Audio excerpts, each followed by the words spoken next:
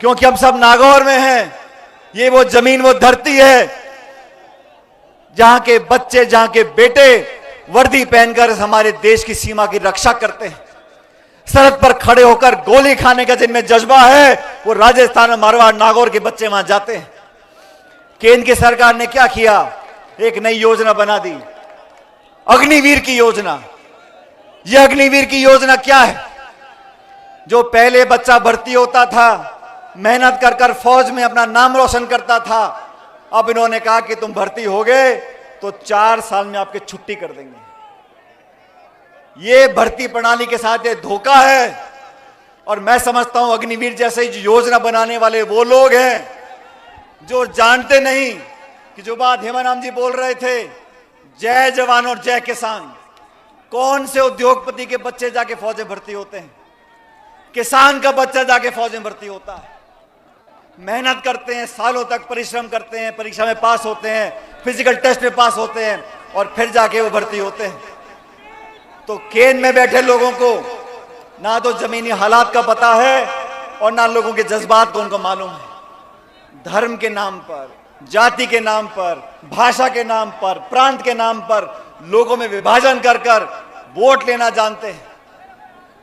लेकिन हम सब लोग अगर संकल्प लेंगे, मुझे पूरा विश्वास है आने वाले समय में आपका संपूर्ण आशीर्वाद हम लोगों को मिलेगा।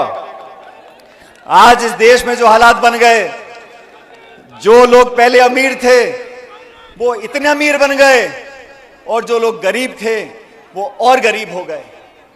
जब मनमोहन सिंह जी की सरकार दिल्ली में थी साथियों, 10 साल के कार्यकाल में 14 करोड़ लोगों को गरीबी रेखा से ऊपर उठाया था।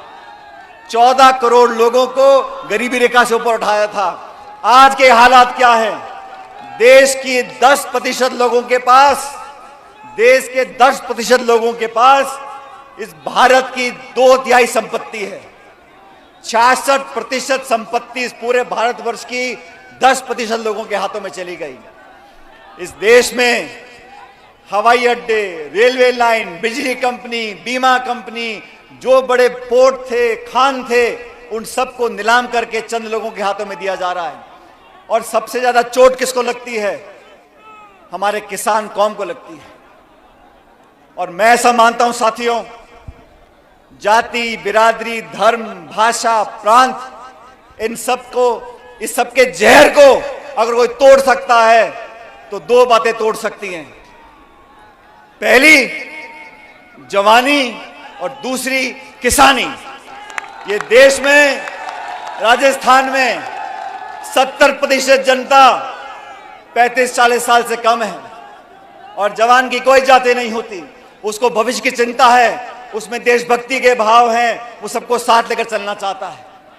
और किसान जो धरती मां का पेट फाड़ कर अनाज पैदा करता है, पूरे देश का पेट पालता है, उसी को जाति नहीं है। हम मंडी में जाके खड़े हो जाएं और गेहूं बाजरा हाथ में ले लें, हमको नहीं पता ये गेहूं किसने पैदा किया है, वो किस बिरादरी, किस समाज का, किस जाति का है। जो अनाज पैदा करता है वो किसान है। इसलिए साथियों, इस जहर को खत्म करने के लिए हम लोगों को एकत्रित होना होगा, संगठित होना होगा। नौजवानों का भविष्य इस देश के लिए बहुत महत्वपूर्ण है और नौजवानों के लिए हमने हमेशा संघर्ष किया है। जब मैं प्रदेश कांग्रेस कमेटी का अध्यक्ष था, हमने भाजपा की सरकार को बहुत चुनौती दी। और मैं बीजेपी के साथियों से पूछना चाहता हूं, आप लगातार प्रदेश में मीटिंगें कर रहे हो, आप कहते हो हम जन आक्रोश की मीटिंग कर रहे हैं। अरे आंख खोल के देख लो, जनता यहां बैठी है, तुम अकेले आक्रोश करते रहो। ये सब लोग झूठे सपने दिखाकर, पाखंड कर कर, भावना को भड़काकर, मंदिर के नाम पर, मस्जिद के नाम पर, भगवान के नाम पर वोट लेना जानते हैं। अपने आप को बहुत बड़े राम भक्त बुलाते हैं। मैं उनसे पूछना चाहता हूं, आप इतने राम भक्त इतने बड़े हैं, सबसे ज्यादा राम राम सा तो मैं बोलता हूं। ये सब लोग इस उम्मीद में बैठे हैं कि हम प्रचार करेंगे, बड़ी बड़ी घोषणाएं करेंगे, सपने दिखाएंगे, लेकिन काठ की हांडी बार बार नहीं चढ़ती। आपने लोगों को भ्रमित किया। हिंदू मुसलमान, राम और भगवान और मस्जिद, हिंदुस्तान पाकिस्तान। आप भाजपा के साथियों से पूछो कि भाई गैस का सिलेंडर 1200 रुपए का क्यों बिक रहा है, पेट्रोल डीजल देसी घी से महंगा क्यों हो गया। कहते हिंदुस्तान पाकिस्तान, हिंदू और मुसलमान।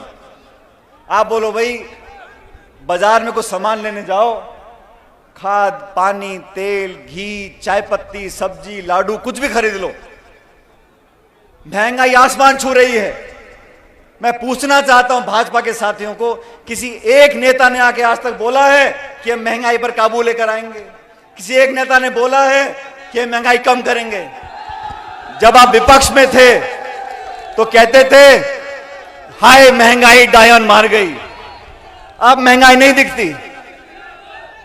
पेट्रोल डीजल देसी घी से महंगा कर दिया। गैस का सिलेंडर 1100 रुपए का बिक रहा है। राजस्थान में खाद और बीज में ब्लैक होता है, सर्दी में लोग लाइनों में खड़े होते हैं। आप खाद और हमका यूरिया देते नहीं हो, किसान की परवाह आप करते नहीं हो। मैं चुनौती देना चाहता हूं कि इनकी सरकार को भी और उन सब लोगों को जो किसानों को कमजोर समझते हैं। साथियों, भविष्य में आने वाले समय में अगर किसान संगठित हो गया, अगर नौजवान संगठित हो गया, हर वो ताकत जो तोड़ना जानती है, हर वो ताकत जो अफवाह फैलाना जानती है, हर वो ताकत जो सत्ता में झूठ बोलकर काबिज होना चाहती है, उस ताकत को हराने का दम हम लोग रखते हैं। ये संदेश इस किसान सम्मेलन देना चाहते हैं।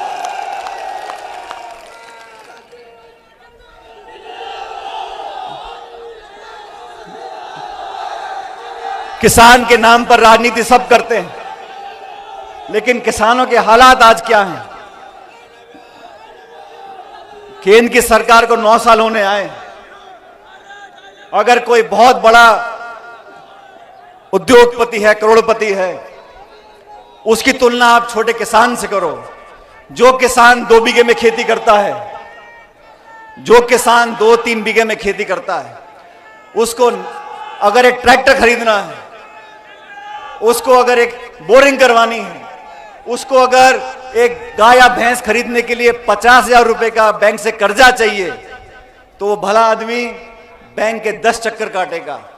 फिर उसको प्रमाण पत्र चाहिए, फिर उसको दस्तखत चाहिए, फिर उसको क्या गिरवी रखोगे, और 15 चक्कर काटने के बाद 50,000 का अगर कर्जा किसान को मिलता है तो बीच में उसको 10,000 रुपए की कमीशन देनी पड़ती है, और फिर जाके उसको कर्जा मिलता है।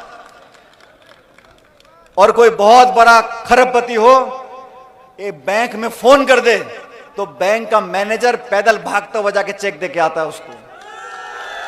ये व्यवस्था बदलनी पड़ेगी, व्यवस्था बदलनी पड़ेगी। इस देश का किसान जो पूरी भारतवर्ष की जनता का 130 करोड़ लोगों का पेट पालता है, उसको आज भी दर दर भटकना पड़ता है।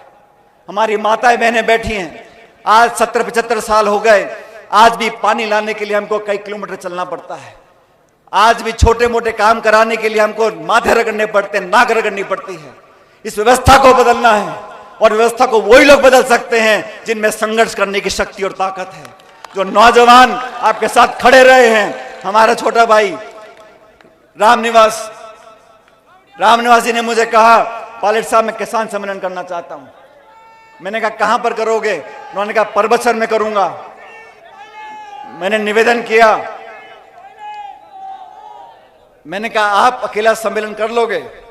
उन्होंने कहा जैसे लोगों ने आप पर विश्वास किया है, आप मुझ पर विश्वास करके देखो। और मैं देख रहा हूं आज इतनी बड़ी संख्या में आप सब यहां मौजूद हो। और देखो, जब समय अच्छा होता है ना, तो सारी चीज अपने आप सही हो जाती है।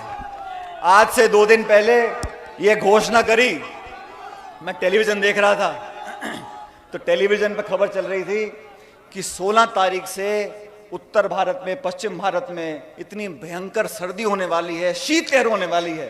तो मैंने सोचा, मैंने कहा 15 की रात को बहुत ठंड पड़ी है, 16 को हमारे किसान भाई सुबह सुबह काम कर सम्मेलन में कैसे आएंगे।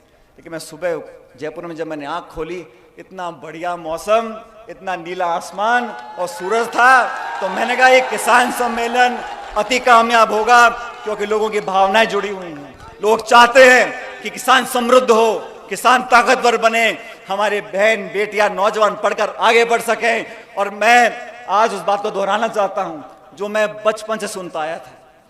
मैं जब स्कूल में पढ़ता था तो अक्सर जो शौकीन होते हैं घर के बच्चे, मैं भी पायलट साहब के साथ, मेरे स्वर्गीय पिताजी के साथ सभाओं में जाता था और सभाओं में अक्सर वो बोला करते थे कि इस देश की व्यवस्था को, अर्थव्यवस्था को बदलना है तो जो लोग